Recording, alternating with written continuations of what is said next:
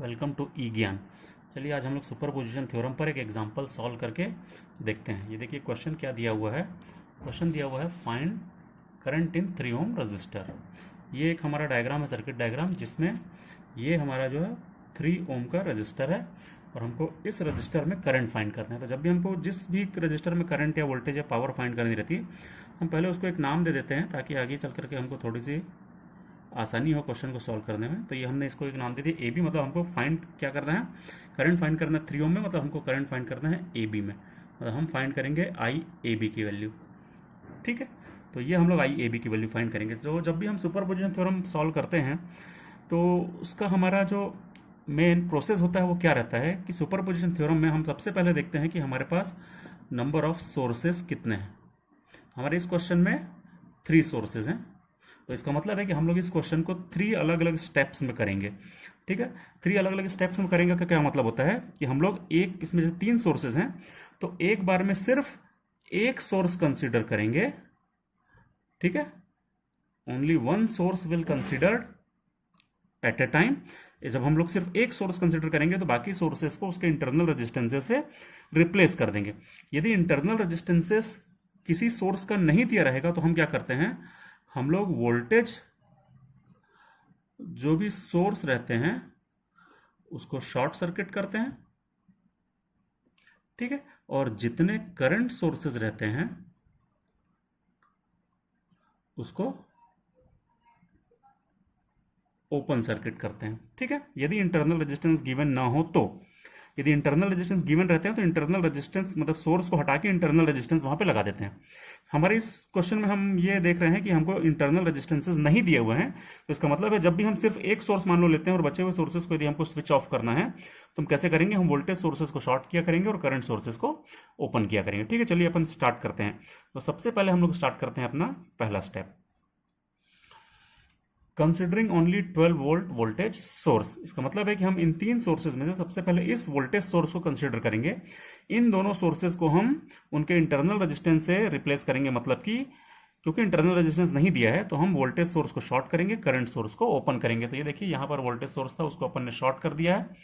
ठीक है, यहाँ पर जो करंट सोर्स लगा था ऐसा, ये देखिए ये करंट सोर्स लगा था 3 एम्पियर का, दिख रहा है आपको, तो यहाँ पर हमने उसको ओपन कर दिया है। यदि ओपन कर दिया तो हमको ये सारी ब्रांचेस बनाने की जरूरत ही नहीं है, इसलिए हमने इसको ओपन छोड़ दिया। ठीक है, बाकी सारी चीजें एज इट इज बनाई है हमने। ये देखिए ये वोल्टेज सोर्स को शॉर्ट करने पर बचा 8 ओम, तो यहाँ पर हमने 8 ओम बनाया है। ये 4 ओम है, तो ये दोनों 4 ओम बना दिए। ये 12 वोल्ट को हमने कंसिडर किया है, ये हमको considering only 12 volt voltage source है। ये 3 ओम हमने बनाया। ठीक है, बाकी डायग्राम एज इट इज बनाया। चूंकि हमको यहाँ पर करंट फाइंड करना था, इसको हमने ए बी नाम दिया था, तो इसको हम इसको नाम दे देते हैं ए बी। ठीक है, ये हो गया हमारा नया डायग्राम। अब हम इसमें फाइंड करते हैं current through branch A B. कैसे फाइंड करेंगे, तो हमारे पास बहुत सारे मेथड्स हैं। हम नोडल से कर सकते हैं, मैश एनालिसिस कर सकते हैं, या सीरीज पैरेलल कॉम्बिनेशन करके नेटवर्क का रिडक्शन भी कर सकते हैं। तो देखिए हम लोग सबसे पहले सबसे आसान मेथड मतलब नेटवर्क रिडक्शन से करते हैं। तो हम देखेंगे यदि यहाँ से कोई करंट ऐसे निकलेगा, वो ऐसे जाएगा और यहाँ तक आने के बाद वो करंट 2 पार्ट में डिवाइड होगा, एक यहाँ चला जाएगा और एक यहाँ चला जाएगा। ये तो अपने रास्ते से ऐसे वापस आ जाएगा, लेकिन ये वाला जाएगा वो यहाँ से होते हुए जाएगा। मतलब ये सेम करंट जो है वो इस 4 ओम से भी फ्लो होगा और इस 8 ओम से भी फ्लो होगा। इसका मतलब है कि ये दोनों आपस में सीरीज में कनेक्टेड कहलाएंगे। ठीक है, तो इसी डायग्राम को जब हम फिर से एक बार नया बनाते हैं तो देखिए ये डायग्राम बनता है। ये 12 ओम हो गया, ये 12 ओम हो गया, ये 3 ओम हो गया, ये 3 ओम हो गया। ठीक है, ये 4 ओम है, तो ये 4 ओम है, ये 4 और ये 8 मिलकर के सीरीज में है, तो ये 12 बन जाएंगे। तो ये वाला हमारा हो गया 12 ओम। तो ये हो गया पूरा 12 ओम, इससे जुड़ा हुआ ये 4 ओम, तो ये 12 ओम से जुड़ा हुआ ये 4 ओम, इसी 12 ओम से जुड़ा हुआ ये 3 ओम, तो इसी 12 से ये 3 जुड़ा है, ये 3 जो है 4 से भी जुड़ा है। ठीक है, तो ये बन गया हमारा, ये 12 वोल्ट का सोर्स बन गया। क्योंकि इस 3 ओम के रजिस्टर को हमने नाम दिया था ए बी, तो ये वाला नाम हो गया ए बी। ठीक है, अब ये दोनों रेजिस्टेंस हमको क्लियरली दिख रहे हैं कि ये दोनों पैरेलल में है, तो 12 का पैरेलल निकाल लीजिए 4 के साथ, तो कितना आ जाएगा 12 इंटू 4 अपॉन 12 प्लस 4 कितना हो जाएगा, ये हो जाएगा 48 डिवाइडेड बाई 16, मतलब कि हो जाएगा 3 ओम। तो ये रेजिस्टेंस कितना आ गया, ये हो जाएगा 3 ओम। ठीक है, इन दोनों का पैरेलल ये बना लिया अपन ने 3 ओम। ये 3 ओम पहले से यहाँ पर था और ये ब्रांच थी हमारी ए बी, तो हमने उसको फिर से नाम दे दिया ए बी। ये 12 वोल्ट का सोर्स था, तो ये 12 वोल्ट का हमने सोर्स लगा दिया। तो इन दोनों का पैरेलल ये हमने बना दिया 3, ये 3, ये 12 वोल्ट। अब इसमें तो करंट निकालना बहुत आसान है, यहाँ पर आप ऐसे करंट निकाल लीजिए, कितना आ जाएगा, तो ये I1 अपन इसको नाम दे देते हैं, ये I1 आ जाएगा 12/6, ये 3 + 3 6, मतलब कि 2 एम्पियर। तो ये आ गया हमारा 2 एम्पियर I1 की वैल्यू। कहाँ से कहाँ फ्लो हो रहा है ये, तो ये देखिए ये ऐसे जा रहा है, ऐसे जा रहा है, और उसके बाद ऐसे आ रहा है, मतलब A से B की तरफ फ्लो हो रहा है। तो अपन को यहाँ पे बताना पड़ेगा this is from A to B। ठीक है, तो एक स्टेप हमारा हो गया। एक स्टेप में हम लोगों ने करंट की वैल्यू निकाल ली है 2 एम्पियर। तो मैं उसको यहां पर लिख देता हूं कि फर्स्ट स्टेप में हमारी करंट आ गई है 2 एम्पियर A to B। ठीक है, चलिए अब अपन सेकंड स्टेप में क्या करेंगे, हमने एक बार ये वाला सोर्स को तो ले लिया, हमको only one source at a time consider करना रहता है। ठीक है, तो हमने एक बार इसको ले लिया, अब अपन इसको लेते हैं। जब हम इस सोर्स को कंसीडर करेंगे और बचे हुए सोर्सेस को अपने को स्विच ऑफ करना रहेगा, तो मैं इस वोल्टेज सोर्स को क्या करूंगा, शॉर्ट सर्किट, इस करंट सोर्स को क्या करूंगा, ओपन सर्किट। तो फिर एक बार नया डायग्राम बनाएंगे जिसमें हम इस वोल्टेज सोर्स को शॉर्ट करें और इस करंट सोर्स को ओपन करें। देखिए नया डायग्राम कैसा बनता है। तो ये हमने वो नया डायग्राम ड्रॉ कर लिया है जिसमें अपन ने 24 वोल्ट को considering only 24 volt voltage source लिखा है। मतलब इस सिर्फ 24 वोल्ट को हमने कंसिडर किया है। उसकी सीरीज में ये 8 ओम लगा है, ये दोनों 4 ओम लगे हुए थे, और ये वो 3 ओम का रेजिस्टेंस है जहां पर हमको करंट फाइंड करना है। इसका नाम हमने दिया था AB, फिर से इसको नाम दे देते हैं AB। ठीक है, यहां पर हमारा एक वोल्टेज सोर्स लगा था 12 वोल्ट का, जिसको हमने शॉर्ट कर दिया है यहां पर। ठीक है, ये हो गया। तो ये हो गया हमारा एक नया डायग्राम जिसमें हमने ओनली 24 वोल्ट वोल्टेज सोर्स को कंसीडर किया है। चलिए अपन इसको सॉल्व करके देखते हैं। तो अपन लोग फिर से वही मेथड अप्लाई कर सकते हैं, चाहे तो अपन नेटवर्क रिडक्शन अप्लाई कर सकते हैं, ये दोनों पैरेलल में हो जाएंगे, फिर इसके साथ सीरीज में हो जाएंगे, ये सीरीज में हो जाएगा, उसके बाद ये बन जाएगा। या तो फिर हम इसमें नोडल एनालिसिस कर सकते हैं या फिर मैश कर सकते हैं। चलिए इस बार अपन लोग इसमें मैश एनालिसिस अप्लाई करके देखते हैं। ठीक है, तो सबसे पहले हम लोग ये देखें कि कितने मैश हैं। तो ये एक मैश हो गया, ये एक मैश हो गया, 2 मैश हो गए। इन दोनों मैश में हम लोग करंट अज्यूम कर लेते हैं। तो चलिए मैं ये पहले नंबर की मैश इसको मान लेता हूँ, इसमें मैं ये I1 बना लेता हूँ, और इसको मैं दूसरे नंबर की मैश मान लेता हूँ। चलिए मैं इसको ऐसे करके I2 बना लेता हूँ। ठीक है, तो ये एक मैश हो गया, ये एक मैश हो गया। तो सबसे पहले अप्लाइंग KVL इन लूप 1 या मैश 1। तो इसमें यदि मैं KVL अप्लाई करता हूँ तो कैसे होगा, यहां से मैं स्टार्ट करूँ, ऐसे जाऊंगा, ऐसे जाकर के ऐसे करके वापस यहीं पर आ जाऊंगा। ठीक है, सबसे पहले मैं यहां पर जाऊंगा, तो क्योंकि मैं करंट के साथ साथ जा रहा हूँ, करंट भी ऐसे जा रहा है, तो वोल्टेज हो जाएगा 8 × I1। फिर मैं यहां पहुंचूंगा तो मुझे मिलेगा पहले माइनस साइन, और 24 वोल्ट है तो मैं लिख दूंगा -24, क्योंकि जो भी वोल्ट साइन मुझे पहले मिलता है सोर्स का वही साइन मैं लिखता हूं। तो मुझे माइनस मिला 24, यहां से आगे पहुंचे, यहां पहुंचे। जब मैं यहां पहुंचूंगा तो मुझे एक 4 ओम का रेजिस्टेंस मिलेगा। इसमें 2 करंट जा रहे हैं, एक करंट ऐसे आ रहा है, ऐसे करके मेरे साथ साथ आ रहा है I1, और दूसरा करंट जो है वो ऐसे घूम करके ऐसे जा रहा है, मतलब हमारे अपोजिट आ रहा है, वो है I2। तो कितना वोल्टेज हो जाएगा, ये हो जाएगा 4I1 प्लस में रहेगा, क्योंकि हमारे साथ साथ जा रहा है करंट। लेकिन ये वाला जो करंट है I2 वो हमारे अपोजिट जा रहा है, तो इसलिए हो जाएगा -4I2। यहाँ पहुंच गया अपन लोग, ऐसे घूम करके यहाँ पहुंच गए।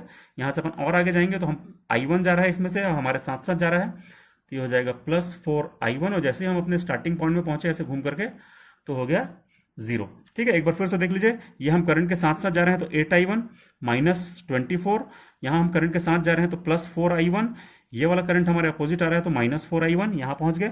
यहाँ से हम फिर करंट के साथ साथ जा रहे हैं I1 के साथ, तो +4I1 = 0। ठीक है, इसको यदि अपन थोड़ा सा और सॉल्व करते हैं, यदि हम इसको थोड़ा और सॉल्व करते हैं तो आ जाता है 4I1 - I2 = 6, और ये हो जाती है अपनी इक्वेशन नंबर 1। तो ये हो गई हमारी इक्वेशन नंबर 1। इसकी जरूरत अपने को पड़ेगी जब अपने को 2 इक्वेशंस मिलेंगे और हमको I1 I2 की वैल्यू निकालना रहेगा। ठीक है, चलिए अब हम क्या करेंगे, इस लूप 2 में KVL अप्लाई करेंगे। तो अप्लाइंग KVL इन लूप 2, जब हम लूप 2 में KVL अप्लाई करते हैं तो कैसे होगा, यहां से अपन स्टार्ट करें, यहां से जब हम यहां जाएंगे तो हम I2 करंट के साथ साथ जा रहे हैं, तो हो जाएगा 4I2। लेकिन इसी में ये I1 करंट भी फ्लो हो रहा है, जो हम ऐसे जा रहे हैं, तो ये I1 हमारे अपोजिट आ रहा है, तो हम लिख देंगे -4I1। देखिए हम ऐसे जा रहे थे तो I2 हमारे साथ साथ जा रहा था, तो +4I2, और I1 जो है वो ऐसे आ रहा है तो -4I1 लिख दिया। उसके बाद अपन यहाँ से ऐसे घूम के यहाँ पहुंचे तो हमको मिलेगा +3I2, और जैसे ही हम यहाँ स्टार्टिंग पॉइंट में पहुंच गए तो अलजेब्रिक सम हो जाएगा 0 के बराबर। तो ये कितना हो जाएगा, 4 + 3 7I2 -4I1, मतलब कि 4I1 - 7I2 = 0। ये हो गई इक्वेशन नंबर 2। तो ये एक इक्वेशन हमारी और बन गई। Second equation. अब हमारे पास टोटल कितनी इक्वेशन हो गई है? हमारे पास दो इक्वेशन हो गई है, 1 और 2। इन दोनों इक्वेशन को साइमल्टेनियसली सॉल्व करें, और जब हम इन दोनों को साइमल्टेनियसली सॉल्व करते हैं तो हमारे पास I2 इज इक्वल टू आ जाता है 1 एम्पियर।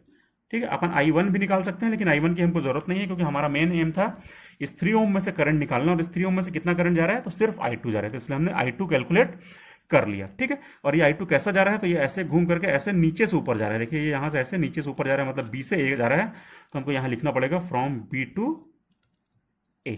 ठीक है, तो हमने यहां पे लिख दिया है फ्रॉम B टू A।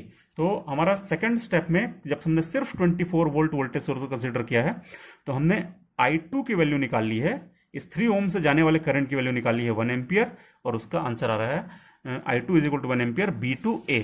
हम यहाँ पर उसको फिर से एक बार लिख दें, हम लोग यहाँ पर लिख रहे थे, ये यहाँ पर जब हमारा I2 आया तो वो आ गया है 1 ampere from B to A। ठीक है, तो हमारे ये स्टेप भी कंप्लीट हो गए। अब जो हमारा जो मेन डायग्राम था, हमारे इस मेन डायग्राम में हमने एक बार सिर्फ इस सोर्स को लेकर के आंसर निकाल लिया है, तो 2 एम्पियर आ गया। हमने एक बार सिर्फ इस सोर्स को लेकर के आंसर निकाला है, तो ये 1 एम्पियर आ गया। अब हमारे पास बच रहा है ये 3 एम्पियर का करंट सोर्स। ठीक है, हमको only 1 source at a time use करना है, तो अपन सिर्फ इसको कंसीडर करेंगे, इन दोनों को ऑफ कर देंगे। इन दोनों को ऑफ कैसे करेंगे? क्योंकि दोनों वोल्टेज सोर्स हैं, तो हम वोल्टेज सोर्स को क्या करते हैं? शॉर्ट सर्किट करते हैं, तो इसलिए हम वोल्टेज सोर्सेज को शॉर्ट सर्किट कंसीडर करेंगे। ठीक, चलिए अब हम करते हैं अपना तीसरा स्टेप। तो ये हो गया हमारा third step, considering only 3 ampere current source.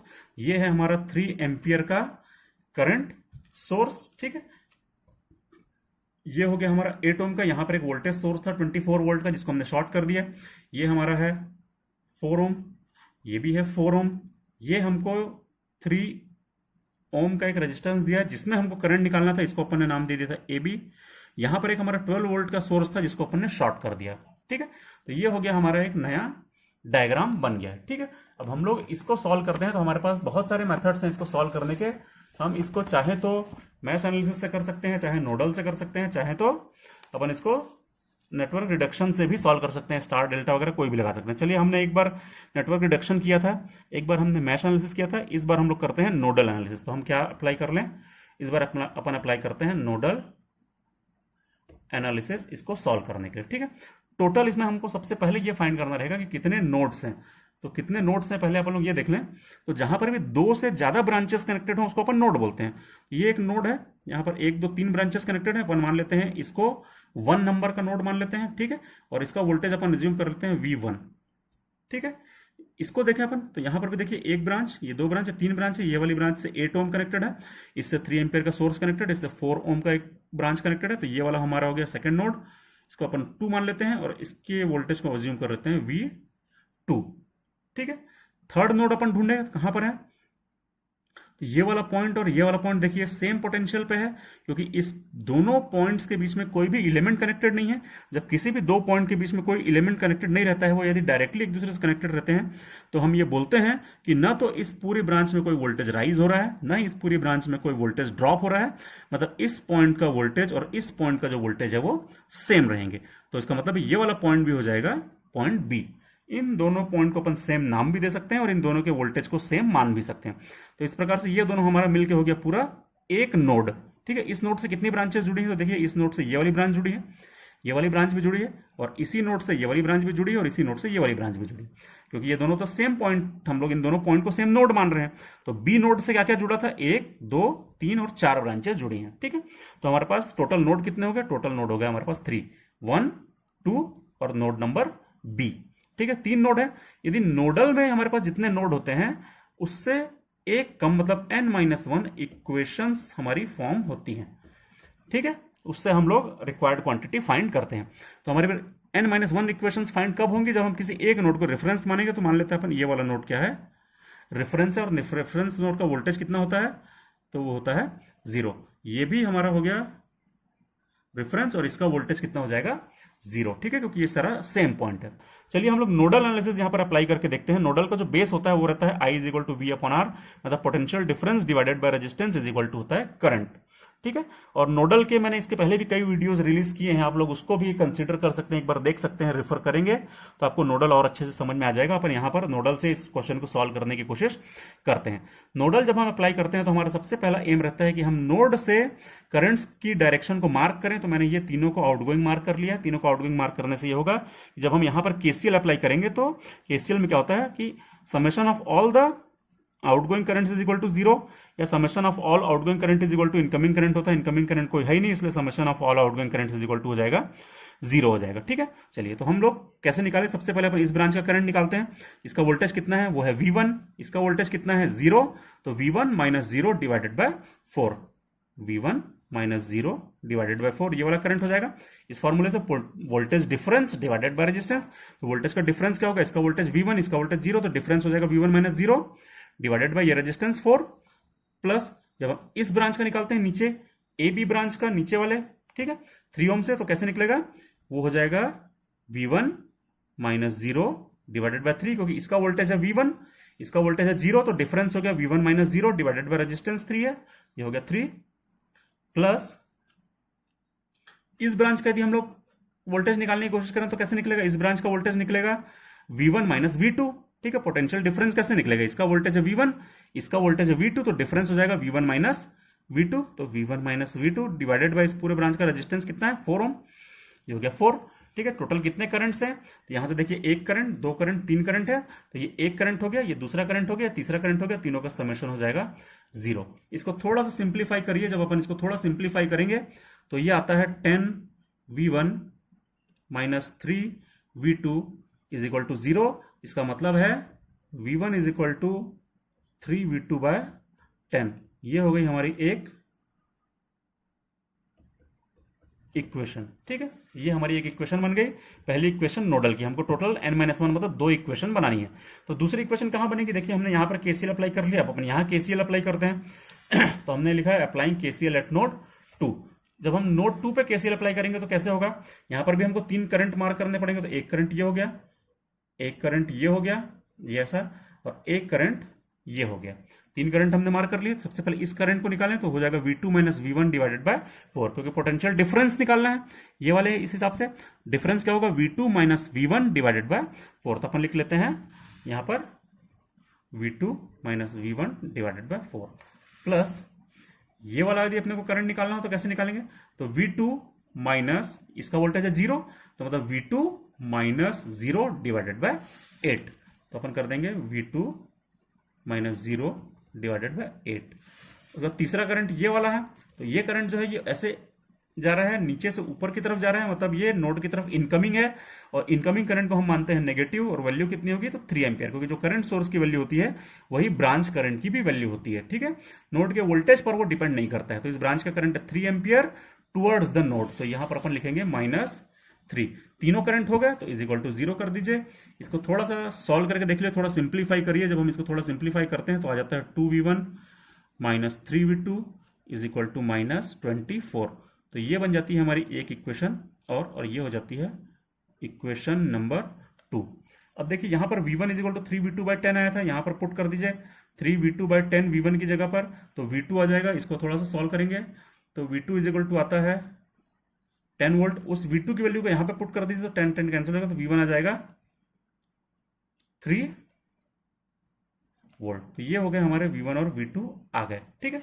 हमको निकालना क्या था, अल्टीमेटली हमको निकालना था इस 3 ओम में से जाने वाला करंट। तो इस 3 ओम से जाने वाला करंट कितना होगा, तो इस 3 ओम से जाने वाला करंट को अपन मान लेते हैं I3, ठीक है। क्या मान लिया अपन लोगों ने, इसको हम इसको अज्यूम कर लेते हैं I3, और क्या होगा V1 माइनस 0 डिवाइडेड बाय 3 हो जाएगा V1 minus 0 divided by 3। Voltage difference क्या होगा, यहाँ का वोल्टेज V1, यहाँ का वोल्टेज 0, तो डिफरेंस हो गया V1 minus 0 divided by resistance हो गया 3।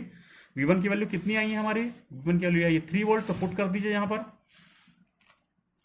तो 3 माइनस 0 डिवाइडेड बाय 3 कितना आ जाएगा, ये आ जाएगा 1 एम्पियर, ठीक है। तो इसका मतलब है हमारा I3 कितना आ रहा है, I3 आ रहा है 1 एम्पियर, और कहां से कहां आ रहा है, ये A का वोल्टेज है 3, इसका वोल्टेज है 0, तो मतलब ये हायर पोटेंशियल से लोअर पोटेंशियल की तरफ करंट फ्लो होगा, ये ऊपर से नीचे होगा। हमने इसके डायरेक्शन को भी अज्यूम किया है ऐसा, तो ये हो जाएगा A से B की तरफ, तो हमको यहाँ पे लिखना पड़ेगा A to B, ठीक है, हम लोग कहां पर लिख रहे थे इन सब चीजों को, तो हम लोग इन सारी चीजों को नोट कर रहे थे अपन यहां पर। ठीक है, तो अपन यहां पे फिर से लिख दें कि I3 की वैल्यू कितनी आ रही है, वो आ रही है 1 एम्पियर A टू B। ठीक है, तो ये हमने तीसरा करंट भी निकाल लिया। अब अल्टीमेटली हम लोगों ने फाइनली क्या किया है, तो जब सिर्फ अपन ने इसको कंसिडर किया था एक सोर्स को, तो करंट आया था 2 एम्पियर ए से बी की तरफ।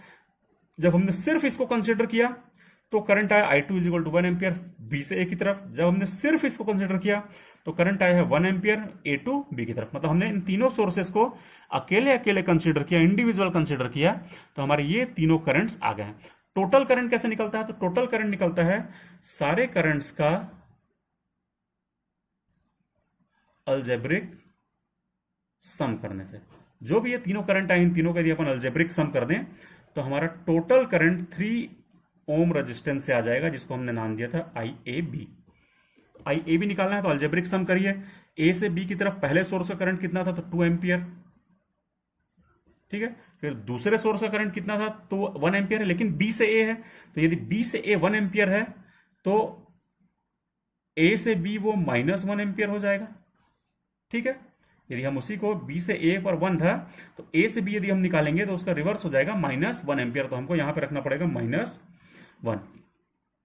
जब अपन ने सिर्फ तीसरा करंट सोर्स को कंसीडर किया, सिर्फ तीसरे सोर्स को कंसीडर किया, तो करंट आया 1 एम्पियर ए से बी की तरफ आया है, तो हम लोग इसको प्लस कर देंगे ए से बी की तरफ। ठीक है, जो भी करंट ए से बी की तरफ जा रहे हैं उनको प्लस लिया, और जो करंट बी से ए की तरफ आ रहा है उसको माइनस लिया। सॉल्व करिए तो कितना आ जाएगा, तो ये हो जाएगा 2 एम्पियर। तो ये हो गया हमारा कंप्लीट सॉल्यूशन कि हमारा इस 3 ओम के रेजिस्टेंस में से टोटल 2 एम्पियर करंट जा रहा है, कहां से कहां, ए से बी की तरफ। तो ये हो गया हमारा final answer, I is equal to 2 ampere from A to B. I hope आप लोगों को समझ में आया होगा।